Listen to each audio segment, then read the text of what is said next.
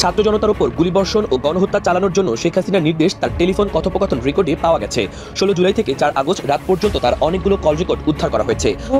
আপনারা ওই অন্যায়ের প্রতিবাদ করবেন, প্রতিরোধ গড়ে তুলবেন, বাংলাদেশকে এভাবে ধ্বংস হতে দেবেন না।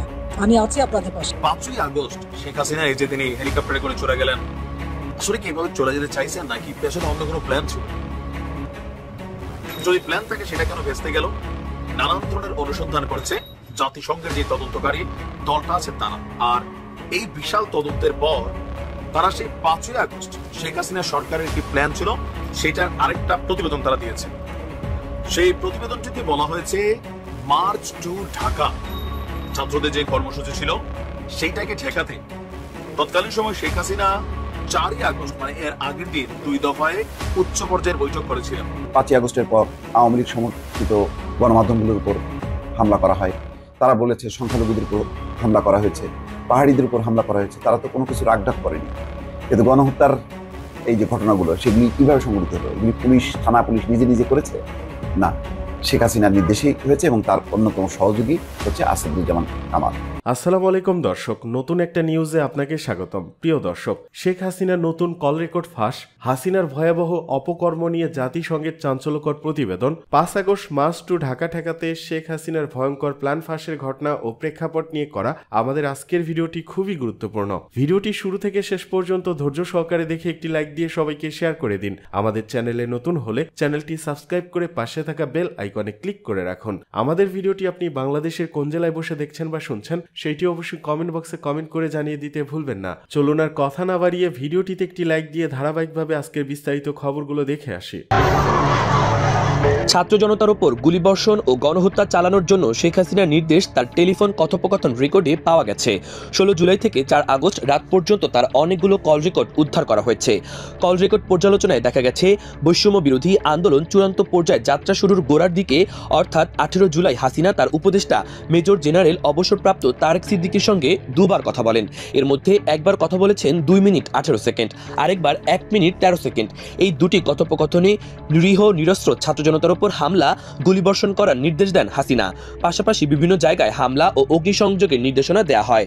প্রাপ্ত অনেকগুলো কল রেকর্ডে দেখা গেছে জুলাইয়ের শেষ দিকে এসে শেখ হাসিনা বেশ কয়েকবার প্রাণঘাতী মারণাস্ত্র যা ব্যবহার করার নির্দেশ দেন।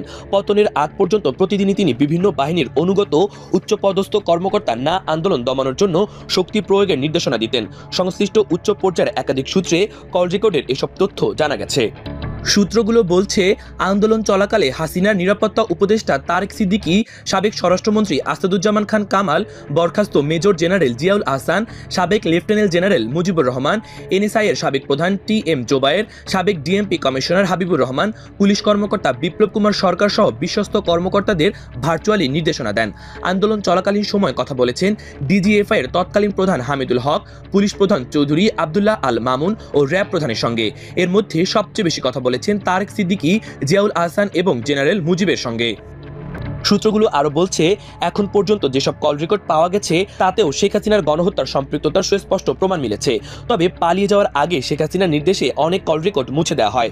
বিশেষ করে Tarek Siddiqui, national telecommunication and monitoring সেন্টারের তৎকালীন ডিজি জিয়াউল আহসান, সেনা কর্মকর্তা মুজিব, জোবায়েরের প্রত্যক্ষ তত্ত্বাবধানে অনেক গুরুত্বপূর্ণ আলামত ধ্বংস করা হয়। এসব কর্মকর্তাকে সঠিকভাবে জেরা করতে পারলে আরও গুরুত্বপূর্ণ তথ্য বের হয়ে আসবে বলে নিশ্চিত করে জানাচ্ছেন উচ্চ পর্যায়ের দায়িত্বশীল একাধিক সূত্র।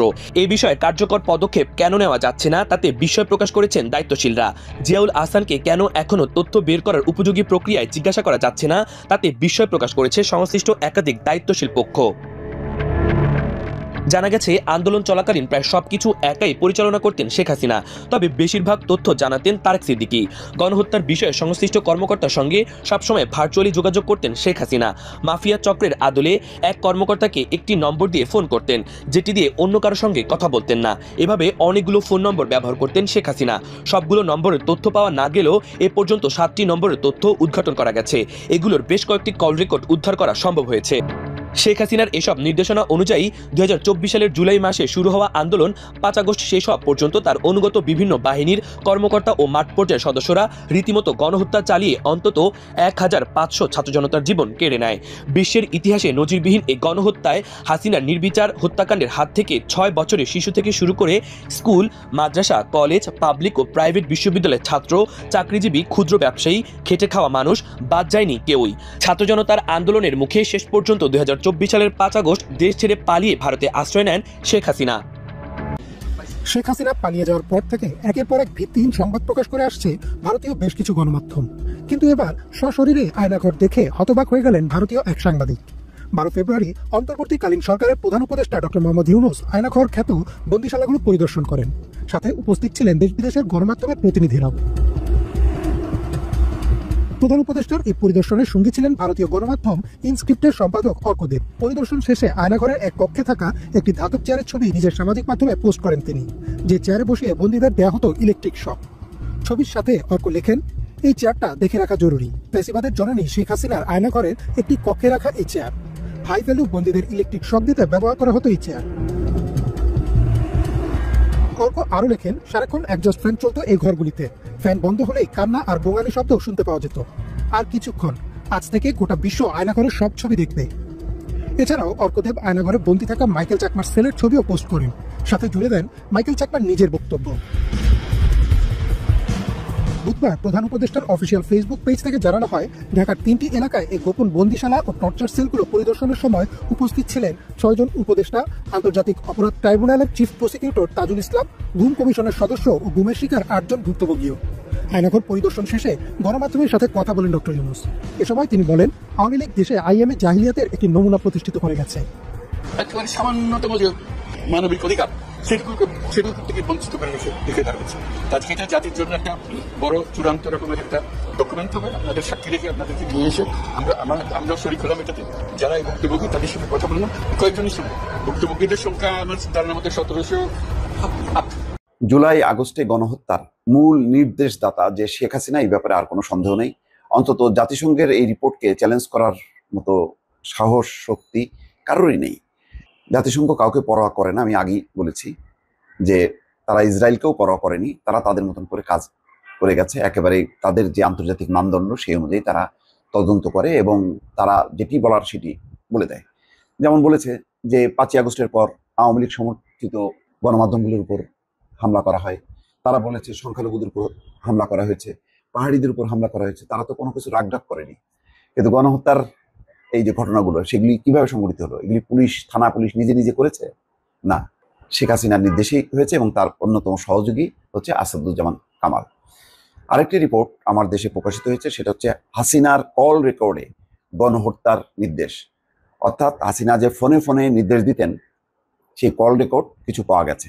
তারপরে এই রিপোর্টটি ছাত্র জনতার উপর গুলিবর্ষণ ও গণহত্যা চালানোর জন্য শেখ হাসিনার নির্দেশ তার টেলিফোন কথোপকথনের রেকর্ডে পাওয়া গেছে। 16 জুলাই থেকে 4 আগস্ট রাত পর্যন্ত তার অনেকগুলো কল রেকর্ড উদ্ধার করা হয়েছে। 16 জুলাই থেকে 4 আগস্ট রাত পর্যন্ত তার অনেকগুলো কল রেকর্ড উদ্ধার করা হয়েছে। কল রেকর্ড পর্যালোচনায় দেখা গেছে বৈষম্য বিরোধী আন্দোলন চূড়ান্ত পর্যায়ে যাত্রা শুরুর গোড়ার দিকে, অর্থাৎ 18 জুলাই হাসিনা তার উপদেষ্টা মেজর জেনারেল তারেক সিদ্দিকীর সঙ্গে 2 বার কথা বলেন। বুঝতে পারছেন? 18 জুলাই শেখ হাসিনা একেবারে চূড়ান্ত মুহূর্তে জেনারেল তারেক সিদ্দিকীর সঙ্গে 2 বার কথা বলেন। এর মধ্যে একবার কথা বলেছেন 138 সেকেন্ড, অর্থাৎ 2 মিনিট 18 সেকেন্ড, আরেকবার 1 মিনিট 13 সেকেন্ড, অর্থাৎ টোটাল 73 সেকেন্ড। এই দুটি কথোপকথনে নিরীহ নিরস্ত্র ছাত্র জনতার উপর হামলা, গুলিবর্ষণ করার নির্দেশ দেন হাসিনা। পাশাপাশি বিভিন্ন জায়গায় হামলা ও অগ্নিসংযোগের নির্দেশনা দেওয়া হয়। প্রাপ্ত অনেকগুলো কল রেকর্ডে দেখা গেছে জুলাইয়ের শেষ দিকে এসে শেখ হাসিনা বেশ কয়েকবার প্রাণঘাতী মারণাস্ত্র, অর্থাৎ লেথাল উইপন ব্যবহার করার নির্দেশ দেন। পতনের আগ পর্যন্ত প্রতিদিনই তিনি বিভিন্ন বাহিনীর অনুগত উচ্চপদস্থ কর্মকর্তাকে আন্দোলন দমনের জন্য শক্তি প্রয়োগের নির্দেশনা দিতেন। সংশ্লিষ্ট উচ্চ পর্যায়ের একাধিক সূত্রে কল রেকর্ডের এসব তথ্য জানা গেছে। সূত্রগুলো বলছে, আন্দোলন চলাকালে হাসিনার নিরাপত্তা উপদেষ্টা তারেক সিদ্দিকী, সাবেক স্বরাষ্ট্রমন্ত্রী আসাদুজ্জামান খান কামাল, বরখাস্ত মেজর জেনারেল জিয়াউল আহসান, সাবেক lieutenant general Mujibur Rahman, NSI এর সাবেক প্রধান টিএম জোবায়ের, সাবেক DMP commissioner Habibur Rahman police কর্মকর্তা বিপ্লব কুমার বিশ্বাস সহ বিশ্বস্ত কর্মকর্তাদের ভার্চুয়ালি নির্দেশ দেন। চিন্তা করেন, আন্দোলন চলাকালীন সময় কথা বলেছেন ডিজিএফআই তৎকালীন প্রধান হামিদুল হক, পুলিশ প্রধান চৌধুরী আব্দুল্লাহ আল মামুন ও র্যাব প্রধানের সঙ্গে। এর মধ্যে সবচেয়ে বেশি কথা বলেছেন তারেক সিদ্দিকী, জিয়াউল আহসান এবং জেনারেল মুজিবের সঙ্গে।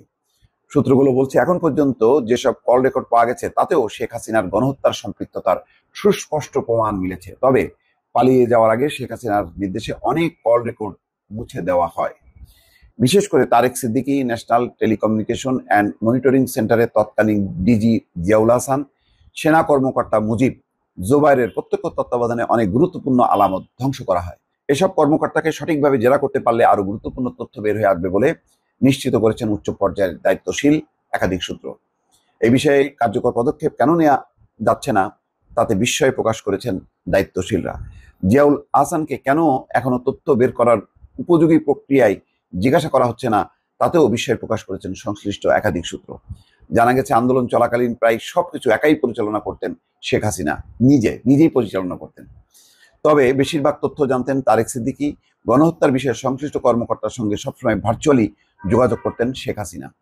মাফিয়া চক্রের আদলে এক কর্মকর্তাকে একটি নম্বর দিয়ে ফোন করতেন, যেটি দিয়ে অন্য কারোর সঙ্গে কথা বলতেন না।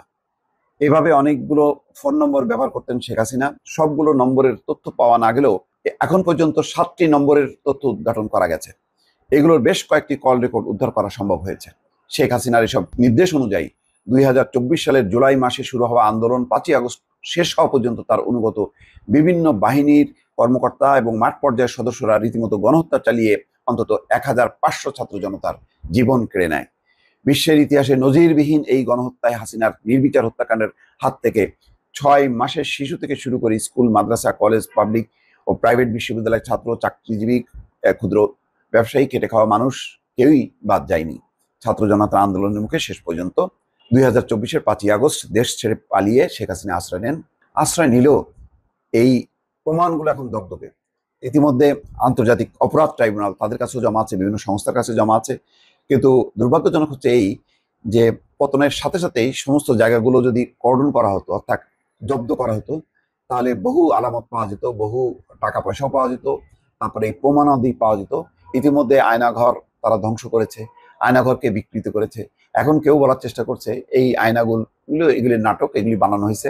আর কেউ মোস্তফা সরোয়ার ফারুকী কথা বলছেন যে আগেই তিনি যদি নিয়োগ হইতেন তাহলে আরো সুন্দর নাটক বানাতে পারতো। এই সমস্ত নানান রকম কাহিনী বলে বিতর্কিত করার চেষ্টা করছে। কিন্তু জাতিসংঘ রিপোর্ট দেওয়ার পর মোটামুটি অফ, আর এদের মুখে কোনো জবাব নেই। হয়তো এখন জবাব বানানোর চেষ্টা করবে, হয়তো এমনও বলতে পারে যে জাতিসংঘ মানে একটা ভুয়া প্রতিষ্ঠান। হ্যাঁ দর্শক, কিছুই আওয়ামী লীগের দ্বারা সবই সম্ভব, এটা আবারও প্রমাণিত হয়েছে। দর্শক, 5ই আগস্ট ইতিহাসের একটা ঐতিহাসিক দিন, তাই না? আওয়ামী লীগের জন্য আগস্ট মানে শোকের মাস, আর আগস্টে অনেক ধরনের দুর্ঘটনা ঘটে, আর আওয়ামী লীগ সরকারের পতনও ঘটেছে এই আগস্ট মাসে। 5ই আগস্ট শেখ হাসিনা এই যে তিনি হেলিকপ্টারে করে চলে গেলেন, আসলে কি এইভাবে চলে যেতে চাইছেন নাকি পেছনে অন্য কোনো প্ল্যান ছিল? যদি প্ল্যান থাকে সেটা কেন ভেস্তে গেল? নানান ধরনের অনুসন্ধান করেছে জাতিসংঘের যে তদন্তকারী দলটা আছে তারা, আর এই বিশাল তদন্তের পর তারা সেই 5ই আগস্ট শেখ হাসিনা সরকারের কি প্ল্যান ছিল সেটার আরেকটা প্রতিবেদন তারা দিয়েছে। সেই প্রতিবেদনটিতে বলা হয়েছে মার্চ টু ঢাকা, ছাত্রদের যে কর্মসূচি ছিল সেইটাকে ঠেকাতে তৎকালীন সময় শেখ হাসিনা 4ই আগস্ট মানে এর আগের দিন 2 দফায় উচ্চ পর্যায়ের বৈঠক করেছিলেন। বৈঠকে এই কর্মসূচিকে মোকাবেলার পরিকল্পনা করা হয়। পুলিশের এক কর্মকর্তা জাতিসংঘকে দেওয়া তথ্যে বলছেন যে 5ই আগস্ট সকাল থেকেই সেনাবাহিনী জানতো যে শেখ হাসিনার পতন হয়ে গেছে, কিন্তু পুলিশ জানতো না। তাই পুলিশ তখনও সরকারকে রক্ষা করতে সর্বাত্মকভাবে মাঠে ছিল।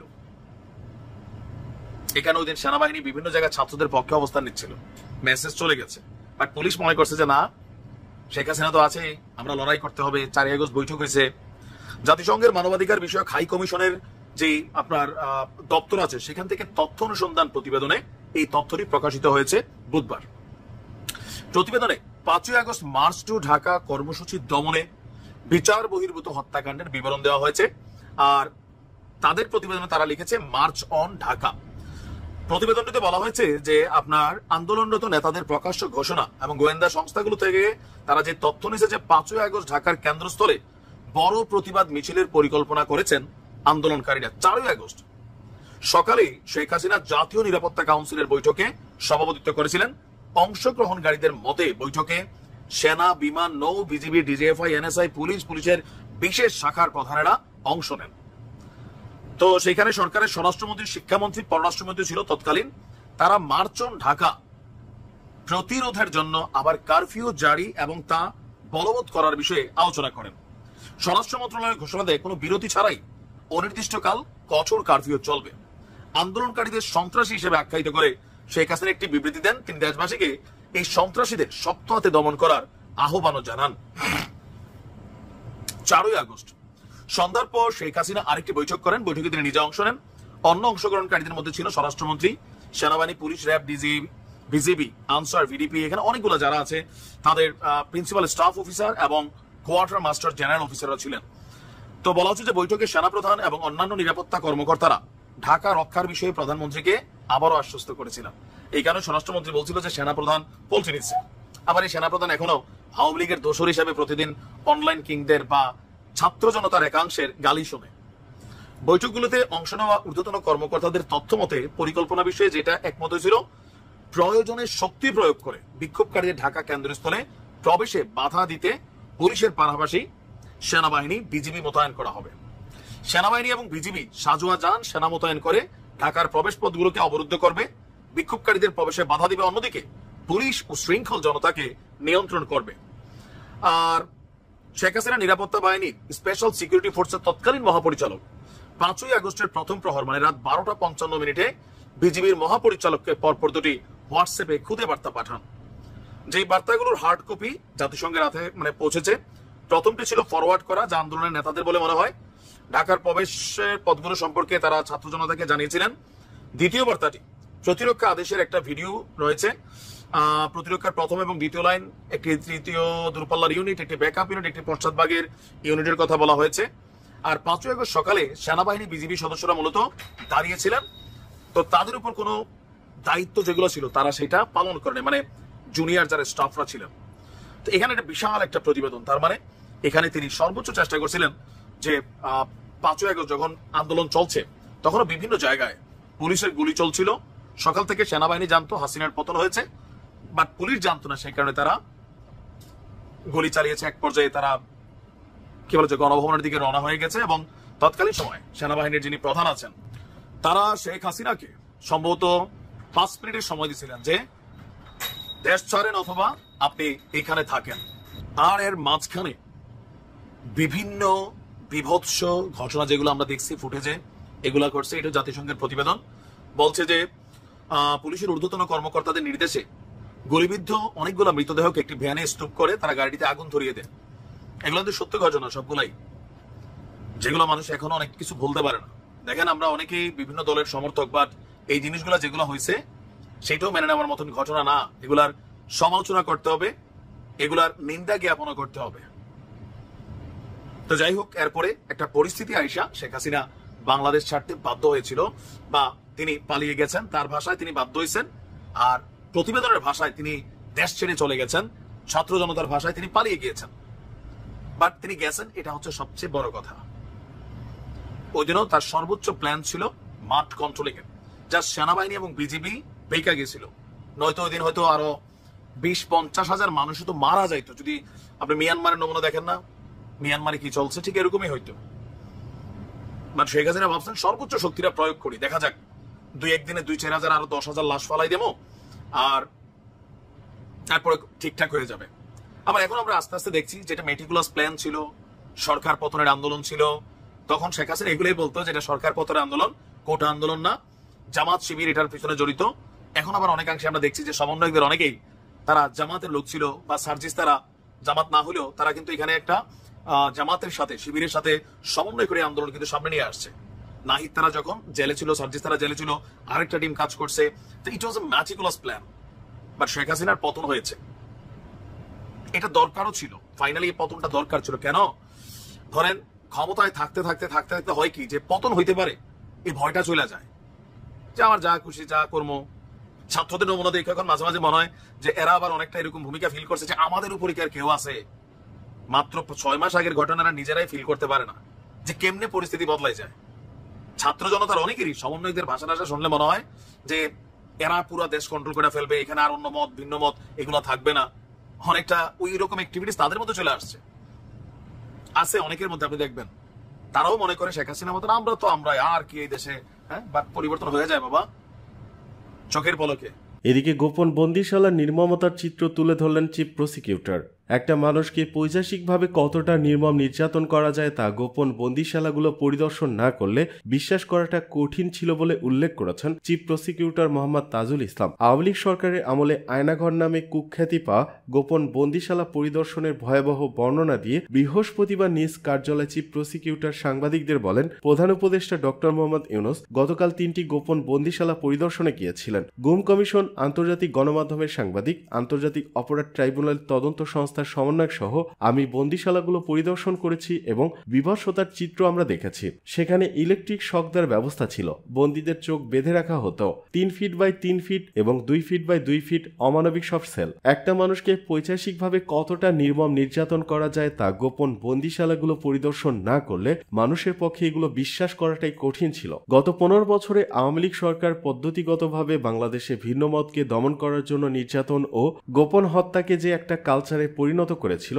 সেটা উন্মোচিত হয়েছে উল্লেখ করে চিফ প্রসিকিউটর তাজুল ইসলাম বলেন, যারা এই নির্যাতন বা নির্যাতন কেন্দ্রগুলোর সাথে সম্পৃক্ত আমরা তাদের বিচারের মুখোমুখি করতে চাই। মায়ের সাথে এক হতভাগা মেয়ের বন্দিশালার কথা তুলে ধরে চিফ প্রসিকিউটর বলেন, একটা 11 বছরের মেয়েকে তার মা সহ তুলে নেওয়া হয়েছিল। মেয়েটির সামনে মাকে হাতকড়া দিয়ে বেঁধে নির্যাতন করা হয়েছে। মেয়েটির মা মোটা ছিল বলে হাতকড়া কেটে তার শরীরের মধ্যে বসে গিয়েছিল। 11 বছরের মেয়েকে পাশে চোখ বেঁধে রাখা হতো। বাথরুম করার সময় মেয়েটির মায়ের হাতকড়া খুলে দেওয়া হতো না। 11 বছরের মেয়ে সহ একজন নারী রেহাই পায়নি। পুরুষ সদস্যরা নির্যাতন করেছে, এমনকি মেয়েটির মা আজও ফিরে আসেনি। আমরা ধারণা করছি হয়তো তাকে হত্যা করে তার লাশ কোথাও ভাসিয়ে দেওয়া হয়েছে। গতকাল 11 বছর মেয়েটি কিন্তু চিহ্নিত করতে পেরেছে কোথায় তাদের রাখা হয়েছিল, নির্যাতন করা হয়েছিল। গোপন বন্দিশালার আলামত নষ্ট প্রসঙ্গে চিফ প্রসিকিউটর বলেন, অনেক আলামত আমরা জব্দ করেছি, তবে আমরা দেখেছি গোপন বন্দিশালা বা নির্যাতন কেন্দ্রগুলোর ব্যাপক আলামত নষ্ট করা হয়েছে।